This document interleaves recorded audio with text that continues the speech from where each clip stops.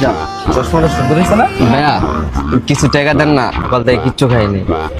বাংটি নেই ভাই, অন্যদিকে যাও। ভাই একটা কথা কমু, হ্যাঁ বলো। আপনার গার্লফ্রেন্ডটা না অনেক সুন্দর।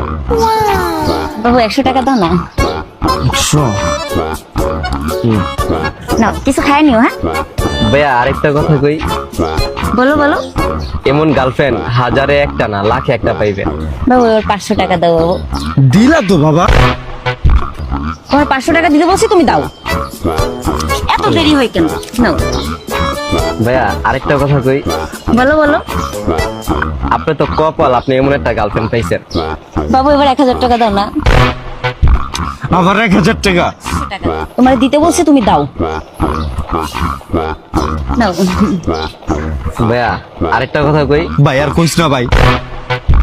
না বলি ভাই শুনেন, আপনি আপনার লাইফে যদি কোনো কিছুতে জিততে থাকেন ভাইয়া, এই ভাবিরে পায়া জিতছেন। বাবু দেখো না, ওর গেঞ্জিটা কেমন ছিঁড়ে গেছে, খুব বিচ্ছিরি লাগছে। তোমার শার্টটা দাও না ওরে। আমি যদি ওরে আমার শার্টটা দিয়ে দিই, আমি কি বাসায় খালি গায়ে যাবো?